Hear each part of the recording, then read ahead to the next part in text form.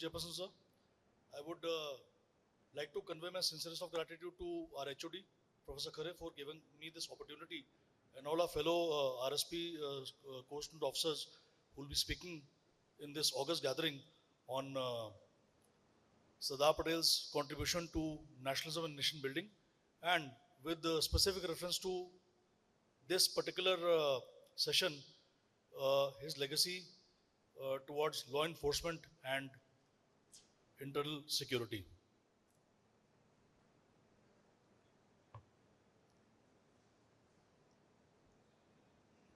Many sobriquets have been attributed to Sardar Patel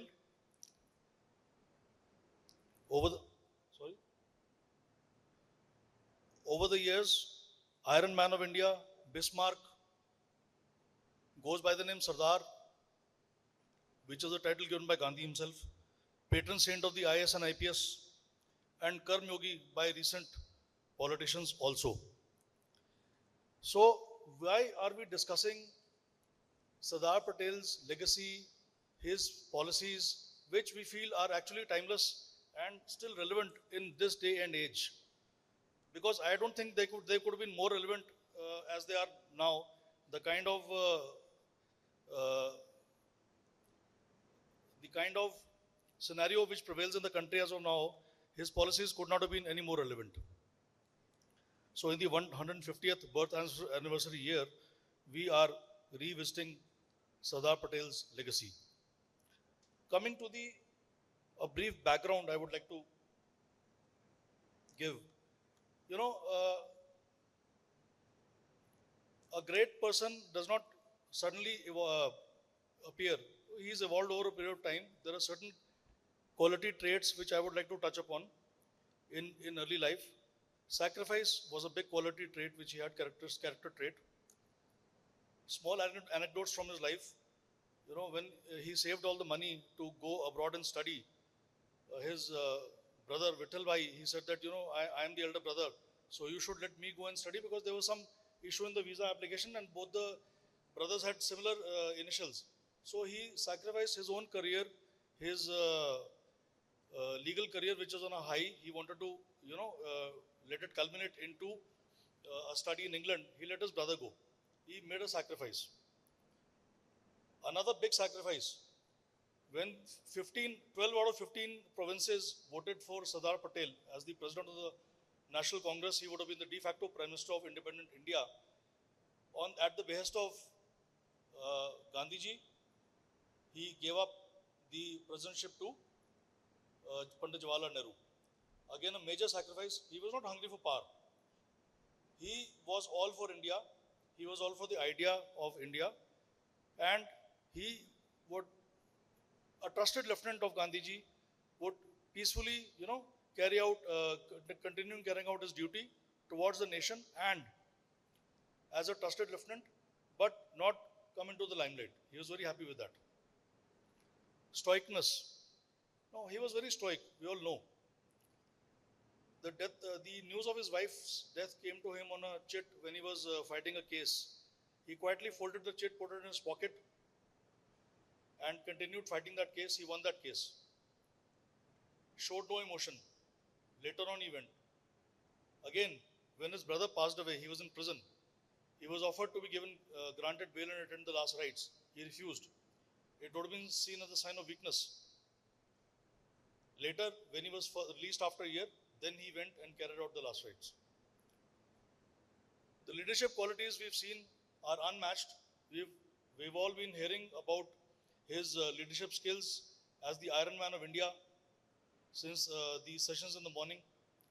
It all started when he led the peasants, the farmers' agitation against the double predicament which was faced by the farmers of Bardoli, the consequences of famine, and a 22% tax hike.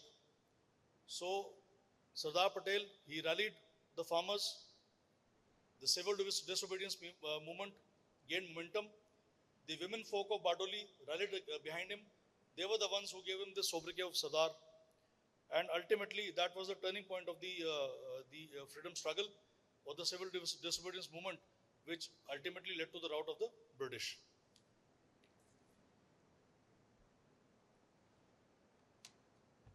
The integration of princely states has been spoken about by many speakers since morning. I think the crux of the integration of princely states, once the British paramountcy ended, and again coming back to Lord Mountbatten, how eager was he to see India succeed as a nation, or was he serving the interests of the British crown? That all of us have discussed at length in the morning. But the very fact that they left the door open for the princely states, whether to join India or to join Pakistan or to remain independent, goes, a long way to tell us what they felt about it. So, had some states chosen to be independent, like Arvind Sir had said, it would have been a cancerous wound in the heartland of India, and that could not have been accepted. We wanted a state, a unified state, which was the idea given by the Iron Man himself, a unified nation, unencumbered, totally unencumbered, and strong, resolute, to be able to fight the future challenges which would have been faced. And why only future challenges? The circumstances under which Sardar Patel was at that time trying to galvanize the entire country, the nation. The World War had just ended. Our forces were committed in the war. The British were leaving the country. There was a law and order vacuum. There was a administrative vacuum. The prospect of millions of refugees, turmoil, violence, a weak economy. So all these prospects were faced by the leadership of that time. Not only Sardar Patel, as the chair and even Verma sir mentioned, it was not a one-man's approach. It was an effort by the senior leadership of the country at that time. So they were faced with this prospect. So in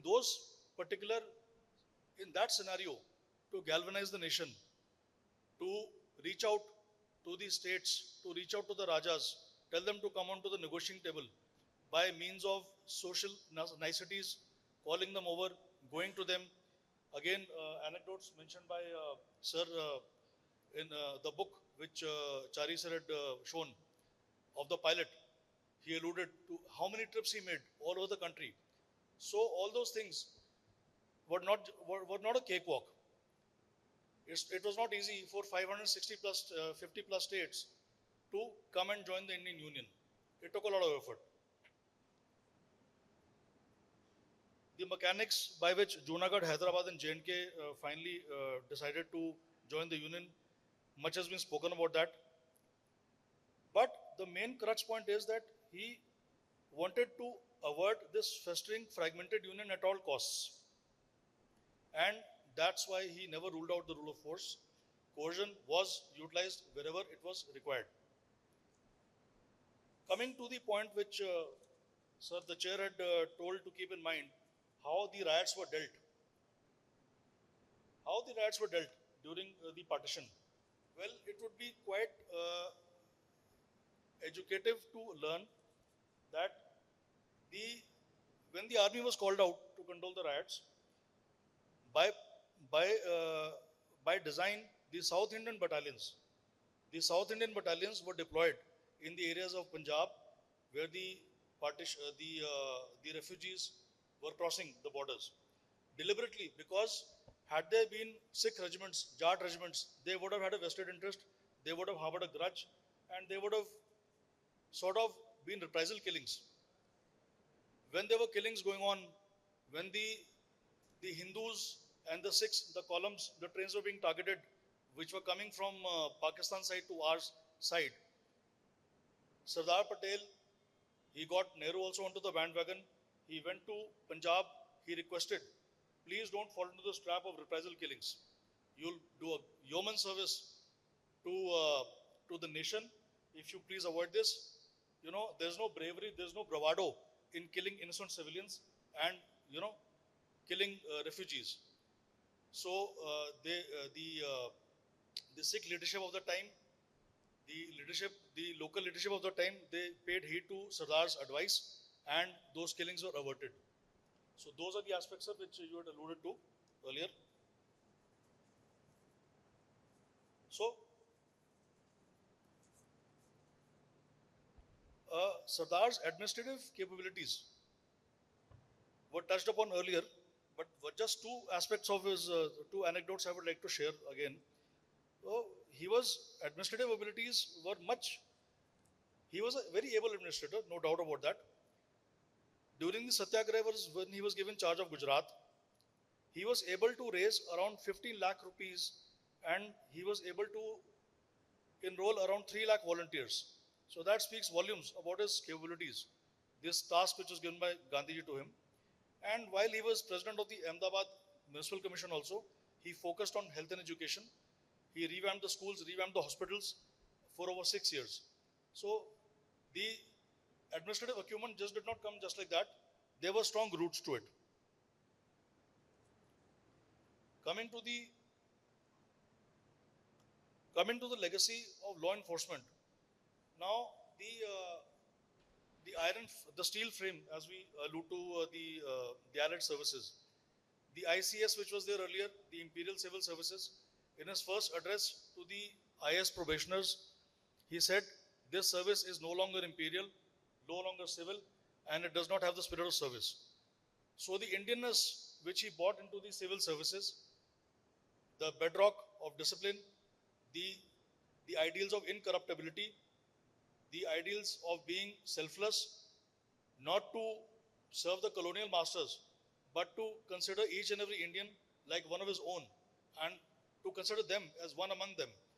Those beliefs he instilled in them. He laid down the foundations of the IPS, the Indian Police Services, to this date. Relevance is now, there have been no incorruptibility, though that was an ideal situation, but still, over the past 75 years, corruption has, seeped in, and that is why we need to revisit what has gone wrong, what could have gone wrong. So these issues need to be addressed, and we should be ruthless about it.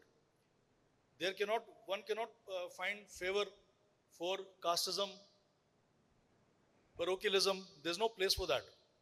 In civil service, in administrative service, or in police services, when you're serving your brethren, your own countrymen, there is no scope, there is no place for this parochialist attitude.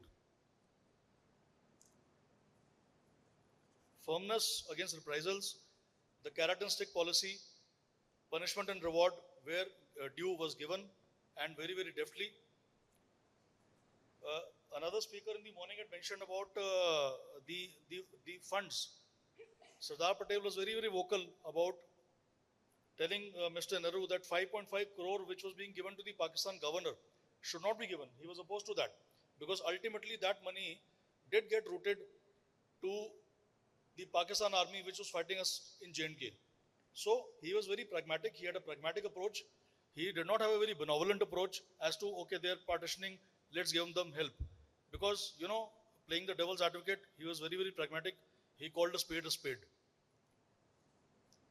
He favored direct action in Goa, much against what the other Congress leaders wished. But then we saw what happened in Goa. Ultimately, the army had to be sent into Goa in 1961. The modernization of the police forces, again, the legacy forces which are handed down to the nation.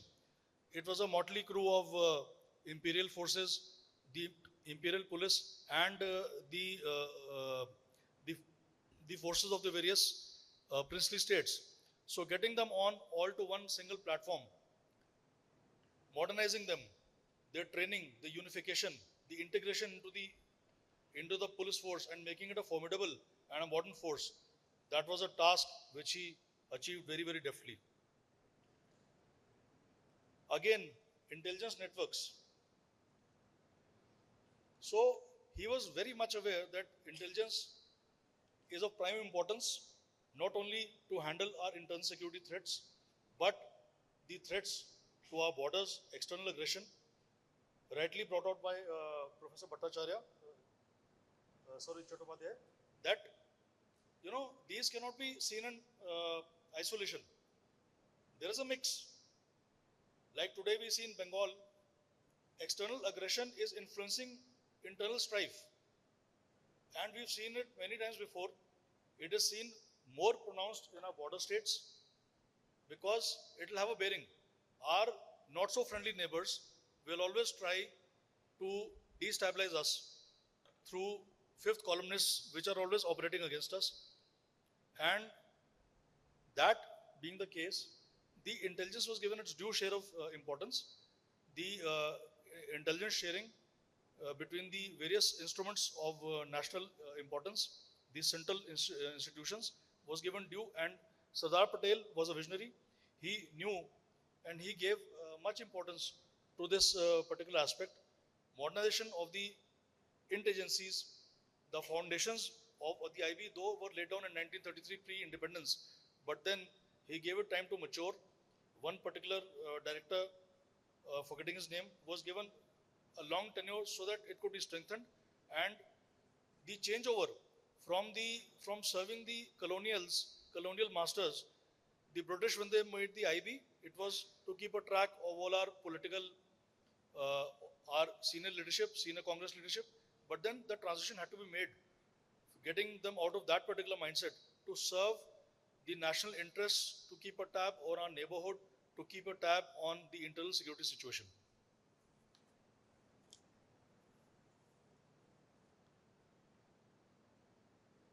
Again, the threats from within the borders. The threats from within the borders by way of left-wing extremism or communal violence, there are many threats, and these threats will keep manifesting themselves in many ways. Sometimes these threats may be internal due to lack of opportunities to youth, which is characterized by left-wing extremism, but then it gets a color or gets a flavor of external support from across, mainly the red countries. Sometimes it is more communal in nature, and again, uh, Verma sir has alluded to the caste-based violence as again also a threat to internal security. I fully agree with him. This is not the country or the nation which Sardar Patel would have envisioned, although it may not classically appear to be a threat to internal security. But yes, each man an Indian, every man for each Indian for each other. I mean, that was what was envisioned. But then seeing sub-national ideologies or sub-nationalism emerge now, it could be a threat. It could be a threat once it manifests itself in an ugly form or in a more violent form. So, how to tackle these threats? Dissenting groups have to come onto the table, onto the negotiating table. That is what we've seen. The vision which he saw for the nation, which has been followed. The policy towards the northeast, getting Nagaland to the negotiating table, bartering a truce with NSCM, IM, and furthering the look east, act east policy, developing the northeast, more proactive approach in J&K, abrogation of 370, getting them into the mainstream. The fringes are what matter the most. So rather than calling the last village of somewhere in Lekhapani or in Arunachal, it should be called the first village. So the boost which the person in that village gets is tremendous, and he feels included. He feels that I am now a part of the mainstream.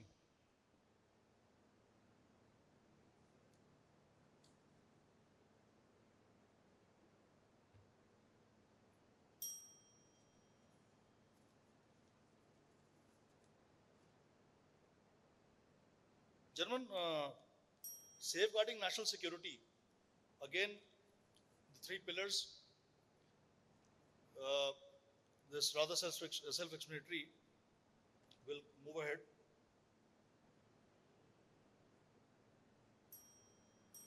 Now to wind up, I'll just conclude by saying that, Sardar Patel made a remark, I'll just quote, every Indian should forget that he is a Sikh, Rajput or a Jat.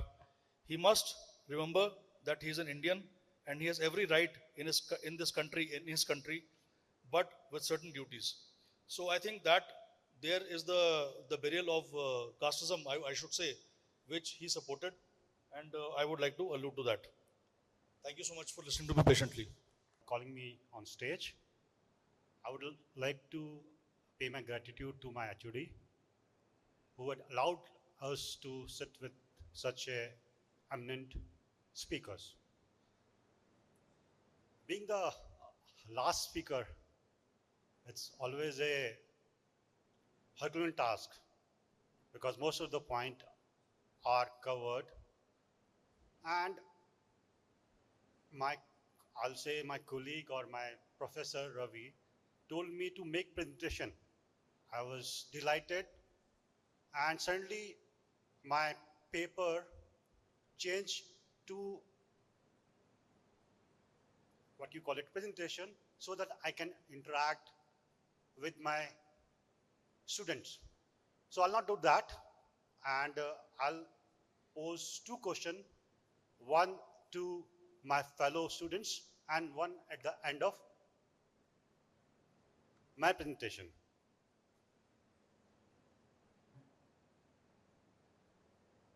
Like everyone has covered, Nehru, Sardar, Dr.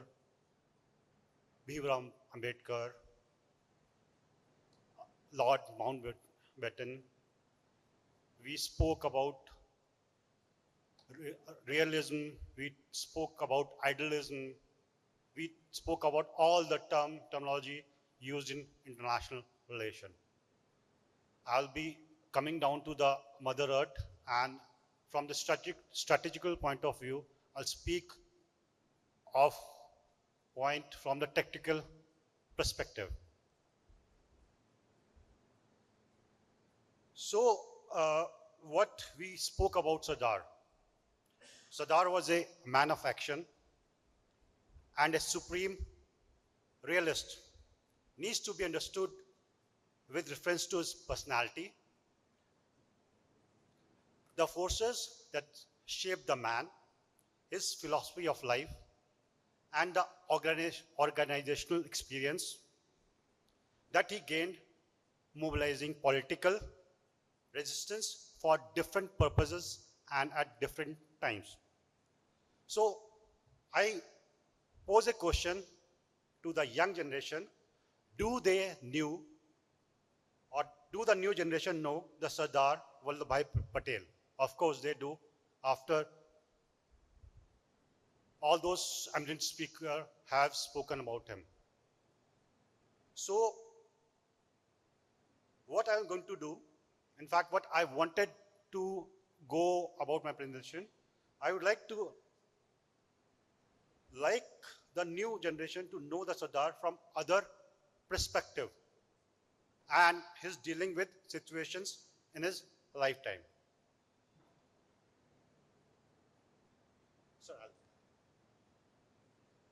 Sir, these are the quotations which I wanted to tell the young people.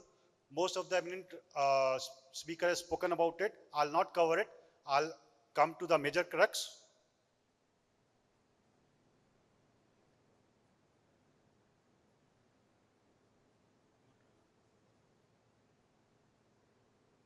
Law enforcement and internal security.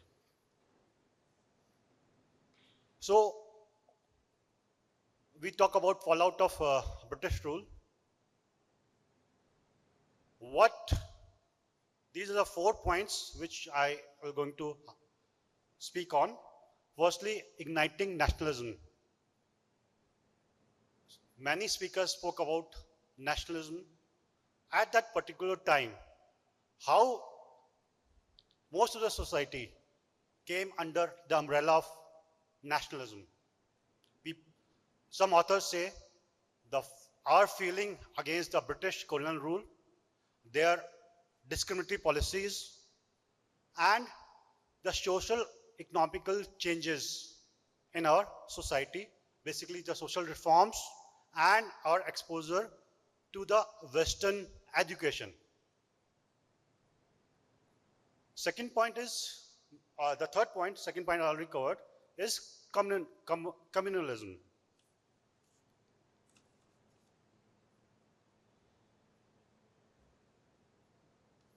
As one of the authors says, Muslim orthodoxy rejected Western education as un-Islamic. Gentlemen, I'll say un-Islamic, and hindered their progress under British rule. This is one of the reasons they have diverted from main society, and they are left behind. Though most of the Muslims who supported Indian movement with Gandhi, but there's one school of thought which says, which started by Sir Syed Ahmad Khan, who followed his English principal of the college, Mohammedan Anglo-Oriental College, to keep aloof from the Congress and persuaded other Muslims to do the same. So this is one of the bases. Later, Jinnah asked for two nations. So two nation, around 562 princely state, riots, victim of partition, these are the fallout of the British rule. Paramountcy is already covered. This is one of the smart, signing or annexation, which has a provision when Britishers will leave the state or kingdom they have annexed before unified India, they can claim for the independency. Okay, the Sardar as a law enforcer already covered. He has strengthened the Indian bureaucracy from ICS, Indian Civil Services, to Indian Administrative Service and IPS. He ensured that their rights are protected.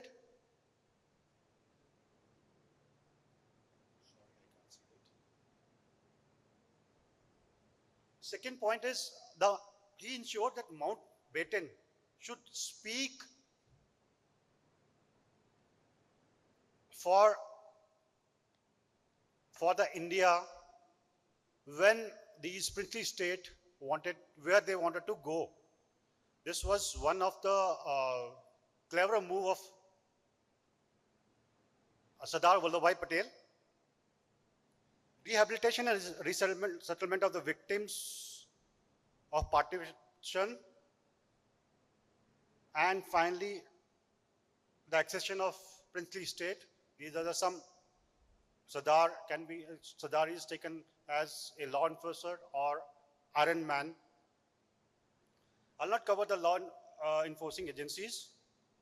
Internal security threats, sorry, I can't read it because basically there's an armed conflicts, that is in Northeast region, your J&K, and left-wing extremists. Then there is a problem of influx of migrants from our neighboring states, cybercrime and dissertation of forensics, and financial crime and money laundering.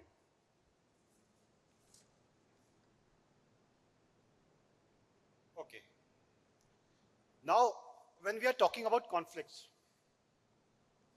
as I served in one of the peacekeeping force, I wanted to share my experience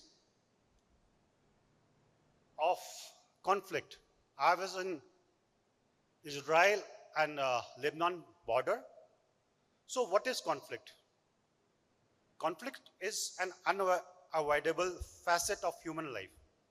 It is much as internal process of the human mind when it evaluates the pros and cons of a decision. So I'll not tell you about the conflict between IDF or Israeli Defense Force or Lebanese armed forces or the nation per se. I'll give you an example of a pond. which is next to a blue line. Blue line is a demarcation between the two countries carried out by United Nations. So there was a pond in the village where my company, where one of the company which was commanded by me, and the animals from Israeli side used to come and drink water. Like in our dharma we says, Atiti Dev Bhava. The animals coming from Israeli sides drinking water made huge hue and cry. Most of the young generation who's sitting behind it, they were saying what I'm talking about. But I had to face this daily. They used to come, local villagers used to come and protest at Blue Line. They are drinking away my water. So this is one small conflict. Okay, now I would like to pose a question. Why an individual joins an armed conflict? Why not we tackle the problem at the lowest level? We talk about strategical level, we do confidence building measure, we carry out, we change the policies, we improve this system, but why not to handle it at lowest level? Why an individual join such kind of conflict? Again, these are the points which I have mentioned, but I'd like to narrate one more story and then I'll wind up. I was in Kashmir and there was a gentleman who crossed over from POK, and that gentleman stayed in my camp for 3 days and I was interrogating. In fact, I was not interrogating, I interacted with him out of my curiosity. I asked him, why you came to this side? Like most of my eminent speaker spoke about radicalization or Islamic influence. So that gentleman is from a very poor background. I'm talking about 2014. The prize money given to him was not more than 50,000 bucks in Indian currency. He was told that the mosques are being demolished. Muslims are not allowed to pray. There are a number of things he told which it will be unparliamentary to speak in front of this August gathering. So I thought he crossed over Pir Panjal, came to Kashmir to fight his battle on what? He was radicalized when he saw the Indian side of Kashmir. He said, Saab, ye to bahut acha hai. There are infrastructure here. I can see, I can hear the evening call for a prayer. So we talk about dealing the problem at strategical level. I talk about why not to stop at the lowest level. Sir, the Sardar Vallabhbhai Patel, his personality and his traits and his legacy, it's our responsibility, it's responsibility of younger generation to carry forward and build a great nation. Thank you very much.